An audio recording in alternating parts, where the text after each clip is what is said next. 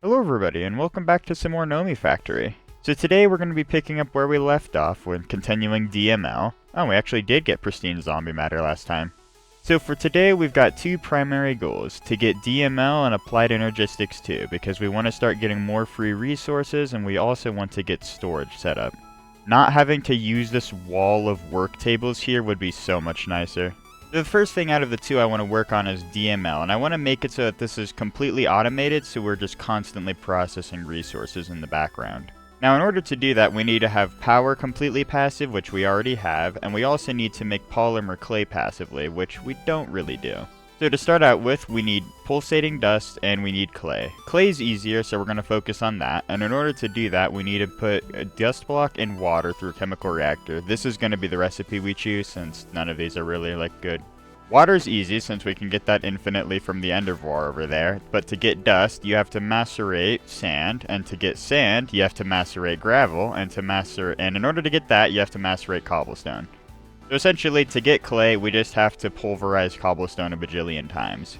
Now, the thing is, to get cobblestone, you can't really produce it as easily since you would need what you think you would need an igneous extractor. But thankfully, nuclear craft gives you a cobblestone generator, so you can more than easily just generate it. While clay may be easy, pulsating dust certainly isn't nearly as easy, because instead of using uraninite, we're going to be using resonant clathrate for this recipe, which takes molten ender and nether quartz. These seem like they would be incredibly difficult. The ender is somewhat annoying, but getting quartz is actually just you electrolyze glass. So essentially most of the recipe chain for pulsating polymer clay is just setting up a bunch of cobblestone processing to get glass and clay. Once you've got the nether quartz though, you need to get molten ender, and in order to get that you're just melting ender pearls. Which the easiest way is going to be with pristine enderman matter from a loot fabricator. Although I'm sure you remember that the loot fabricator needed tier 2 circuits, so unfortunately that's going to take a little bit longer to get to, but we can at least get all of the cobblestone stuff set up in the meantime.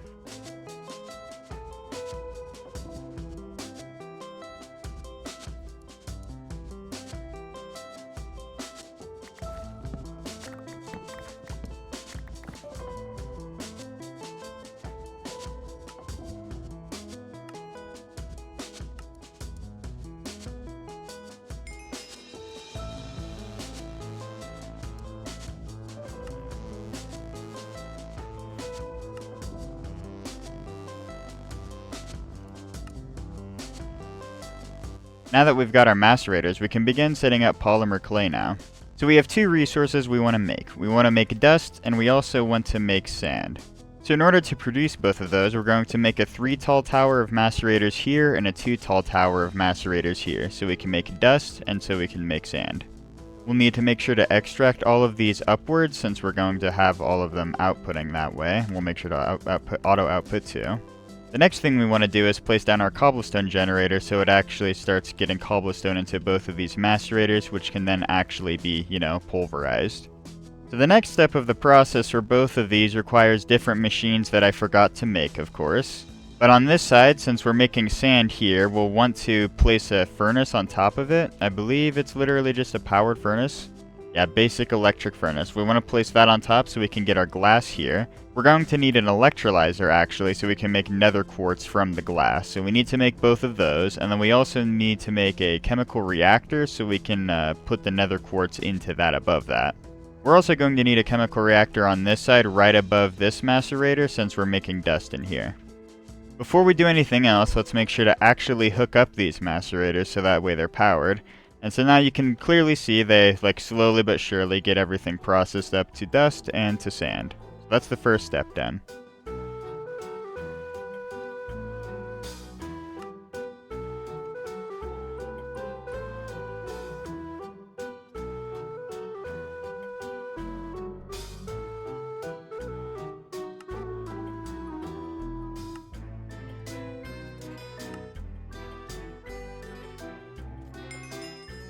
Now that we've actually got the rest of the machines, we can complete the setup. So on this side with the sand, we wanted to place a furnace to actually smelt it into glass, and then we wanted to place an electrolyzer so that way we could turn the glass into quartz.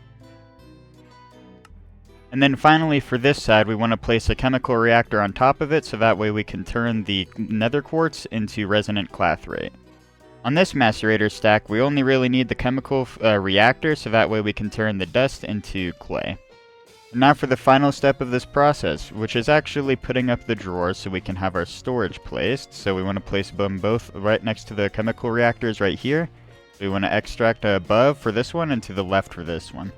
So now this side, once it actually has water, will produce clay, and once this side actually has ender pearls, like a resonant ender, it can actually produce resonant clathrate. Once again, let's make sure we actually power all of the machines in the back here. So in order to get this pumped from the endervore over to the chemical reactor, we're going to place all of our conduits like so. We want to extend it out to this point so that way we can easily just connect it up to this pipe instead of having to do anything crazy. And now we can just insert it like that. We really aren't going to be like having to worry about like other fluids on this actual conduit, so might as well. And just like that, we are now actually producing clay, and we can put that into our locked storage drawer, so now it'll only accept clay. Now, the more tricky side of things is definitely going to be the actual resonant clathrate, because we need molten ender, which of course needs that loot fabricator. So we really can't progress much further in this until we actually have tier 2 circuits. And so finally comes the unfortunate reality of making these, which is 4 tier 1 circuits, which is somewhat expensive, but then it's the diode, which is honestly pretty cheap. If anything, this is really cheap. The only hard part is the gallium dust, and in order to get that, you have to actually get ore byproducts. In order to create gallium, you've got a couple ways to go about it, but the route we're going to take is sphalerite, because zinc and bauxite don't really produce nearly as much gallium as sphalerite does, mainly because when you electrolyze sphalerite, you get a small pile of gallium dust, while the other two only just give you 3 tiny piles. Since I'm kind of poor, I'm not going to be taking the full recipe chain, so we're going to be crushing sphalerite, and then we're just going to be crushing it again into impure sphalerite, so that way we can just centrifuge it. Although I'm sure if you recall, we don't exactly have a centrifuge crafted up yet, so that's yet another machine we get to make today, yo! Thankfully, we have enough leftover resources. We really don't need to do much other than just actually craft it up with what we've got in our inventory, and that should be a quest. Well, unfortunately it wasn't a quest, but we'll expand out the cable this far, so now we actually have our centrifuge, and we'll have to actually claim and like chunk load this area since it's in another chunk, which is the kind of unfortunate part about having this thing so long. We are now in another chunk. So on the bright side, it looks like while I was mining at some point, I did find sphalerite, and so I don't actually have to use any coins. I can just macerate it up and go through the process. A very, very slow process. And just like that, we get our tiny piles of gallium dust. Now that we've got all of this gallium dust, we can make plenty of diodes, since 1 gallium dust gives you 4 diodes. Since we're going to be crafting a lot of diodes and tier 2 circuits, I figured we should get some work tables down for them. So in order to craft the diodes, all we really need is fine tin wire, glass panes, and fine gallium dust. Thankfully on the glass panes front, I had already smelted up quite a few bits of glass, so we should more than easily be able to get the glass panes for that. And we still have leftover tin wire from earlier when we were crafting, like tin wire for pistons and machine holes and everything, so that's our fine tin wire right there. And we'll take the 4 tin wire since I really just want to get this crafted up right now, and bada bing bada boom, we've got our first diodes, and that should be a quest. Well, unfortunately it appears I need the actual circuit for the quest, but thankfully it isn't too difficult. We should have all of the things we need. We need tier 1 circuits, diodes, we need red alloy cable, so we're going to steal some from here, and unfortunately I don't have a lot left. Thankfully it is very easy to make rubber sheets, so we can actually get some more red alloy cable. I had some left over from earlier as well, so thankfully that was pretty easy. And then lastly we need wrought iron plates, and just like that, that's our first tier 2 circuit. So with this circuit, we can finally make our loot fabricator, but it also unlocks MV power, since you need tier 2 circuits for MV. Unfortunately, I don't think we're going to be able to get to MV today, but we'll be able to make another tier 2 circuit so we can get our loot fabricator. I think that's what we're going to just be focusing on mainly today, because I was also looking through some of the quests later on, and I think we might have to wait a little bit for Applied Energistics. Actually, no, that's auto crafting. We can get storage, though.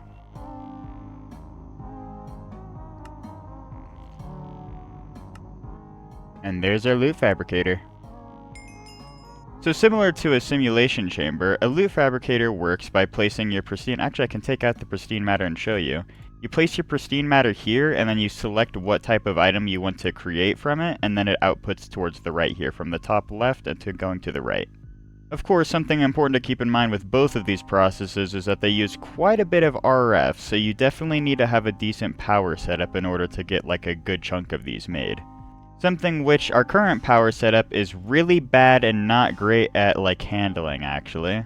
We've already been struggling with the blast furnace to keep it like fully like powered on, because I want to keep other machines going at the same time, but we just don't really produce enough RF to really do that consistently.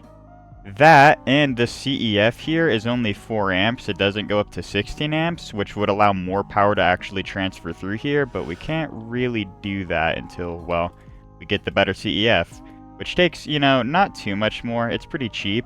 But if we do that, I think we'll have a 16x here, and then we'll have our 4x on a different line just for the polymer clay. Now that we've got the loot fabricator, the next thing we need to work on is Enderman models, which is not exactly the easiest because of the extraterrestrial matter, which you can't just, you know, like summon up out of nowhere. You have to craft it from hellish matter and ender pearls.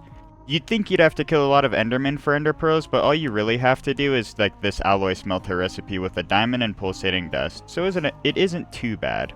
In order to craft hellish matter, we have to use the overworldian matter and netherrack in order to craft it, and overworldian matter isn't too hard. The netherrack is the most annoying part since we have to throw dust into like a chemical reactor with lava.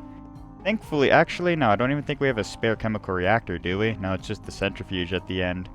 Well, I guess we get to make yet another chemical reactor. So I could use the hellish matter in order to get some like models from, well, the nether practically, so like wither, blaze, or anything like that.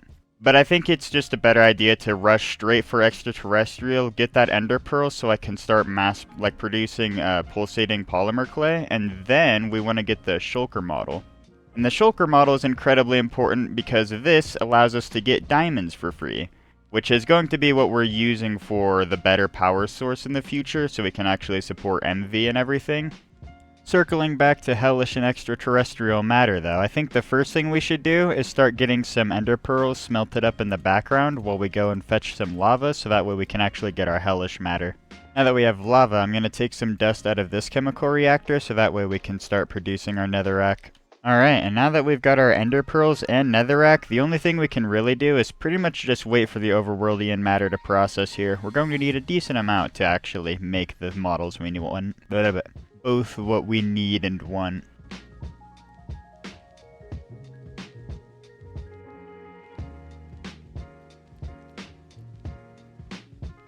Okay, after a painful amount of time, we should finally have all of the matter we need in order to create the extraterrestrial matter.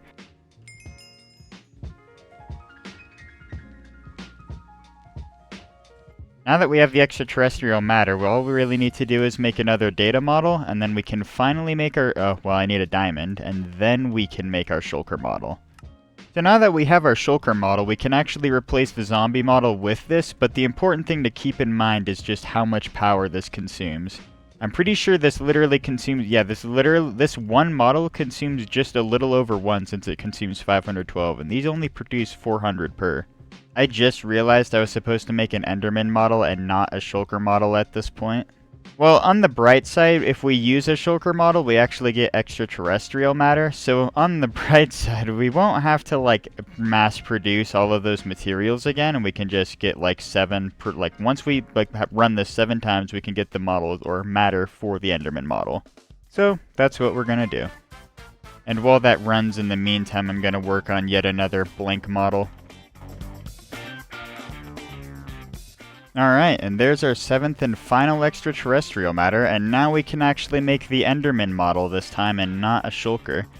This time we can actually get our ender pearls. So this is the model we're going to want to just constantly process. So we'll want to make another simulation chamber just for this enderman model. We'll constantly have it running. Oh my god, that is 2048 RF a tick. Okay, we're gonna need to make more power for that. Since we would need 6 turbine dynamos along with more boilers, I think it would be better if we just swap to a different power type, or different dynamo type, which is going to be the numismatic dynamo. So how the numismatic dynamo works is by default it uses coins to convert into power, which isn't too much power, so you usually don't want to use it for that. When you give it the augment lapidary calibration though, you can actually use crystals instead, which gives you a lot more RF per practically every crystal, especially for diamond with 1.2 million RF total. So all we really have to do is combine our shulker model here, which will provide us with diamonds for free, with these lapidary conversion or calibrations, and we get 1.2 million RF per diamond. So the first thing to work on, the actual dynamos themselves. It is pretty expensive, so we're going to need more excitation coils, which is fine, but we're going to need vibrant alloy and we're going to need diamond furnaces. The main new resource here is vibrant alloy, which isn't too expensive. It's just energetic alloy and an ender pearl and a blast furnace, although it does take like a decent amount of power and time. Well, I think now's a great time to start crafting those numismatic dynamos.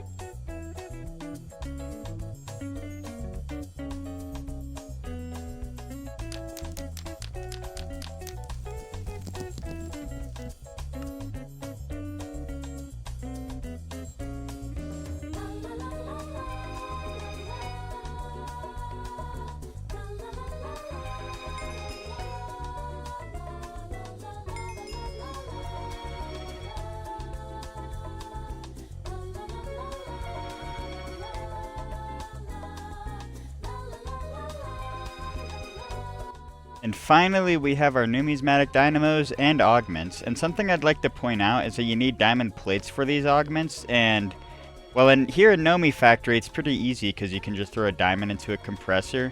In Omnifactory, you had to do the cutting saw recipe with a block of diamond, which needed an MV machine. Thank God you don't have to do that in this pack, but it was so much more annoying in that one.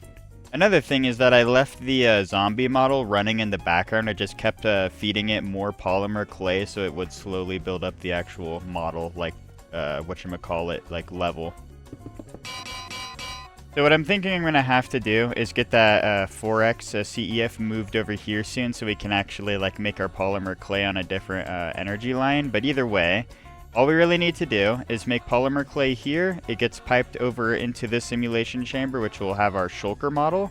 And then it will slowly produce diamonds, which will get fed into here. And then we'll just have to extract all of the matter into like some crate. The diamonds will get fed into here, and then we'll just mass produce power for everything. And this will produce more than enough energy to keep everything like self-sustained, so we can like run the Enderman model and shulker models and keep like expanding.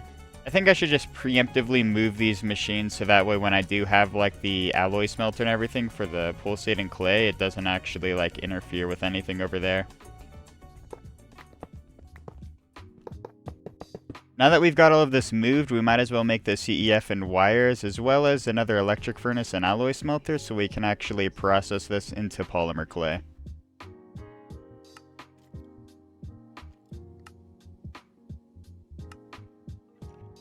While we wait for more cables to be actually crafted up, I figure I should actually get these machines placed down so I don't have to have all these placeholder blocks here. And we're going to be piping these both down into an electric furnace here. So like this is going to be resonant clathrate. It'll be put down into this electric furnace. And then after that, both of these will be transported down into this alloy smelter, which we will do with item conduits, which I don't have on me. So since we have the two drawers here and we want to pipe them into these machines here, we're going to place all the item conduits like this. This will be our resonant clathrate drawer, so we're going to extract on black and insert on black into our furnace here. And then we're going to extract on white for this clay here.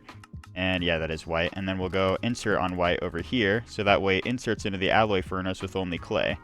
That way, when I get my wrench here, it will extract the resonant clathrate and the clay, and it'll put the clay into the alloy smelter and resonant clathrate into the furnace. All that's really left to do at this point is to actually get all the cables and everything to hook everything up. And also, I just thought about it, I also need to figure out a way to get this hooked up since there's no real power connection there. I think I'll worry about actually getting the power connection sorted out once we have everything crafted up, but another thing I want to do is upgrade these energy conduits here, because they just simply don't transport enough, and I don't think I have any to show you, but... Like, okay, I actually do. Yeah, because this transports 512, like, I think there's like micro energies or something like that per tick, which isn't great. We need a lot more than that. And to upgrade it, we need to get, I believe, energetic alloy here. Yeah, and then we get 2048 a tick. We can also upgrade this even further to vibrant alloy, I believe. Yeah, and then we get up to 8192 a tick, which is way more than what we need. Although, to be fair...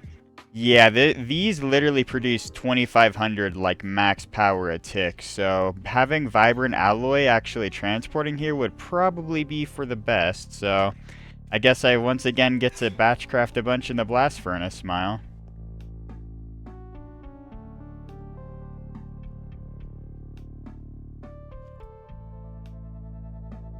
So now that we've got these cables crafted up, the first thing I want to do is actually replace these CEFs, because this is going the wrong way around. I want this to be the 16X, and then I want the line with all of the, whatchamacallit, machines here to be with the 4X CEF.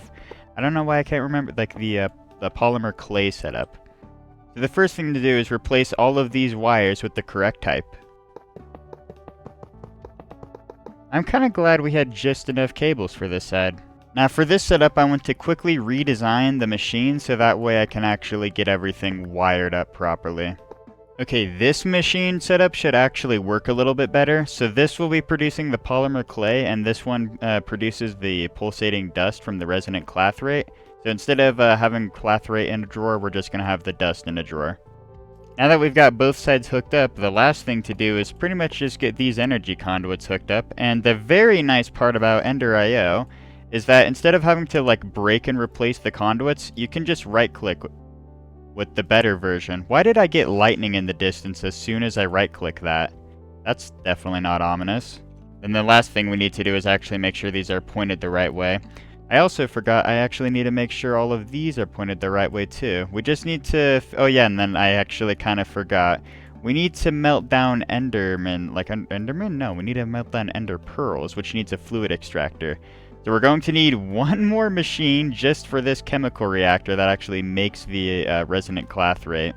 We'll also need like the Enderman model, but we can craft the machines for that here soon.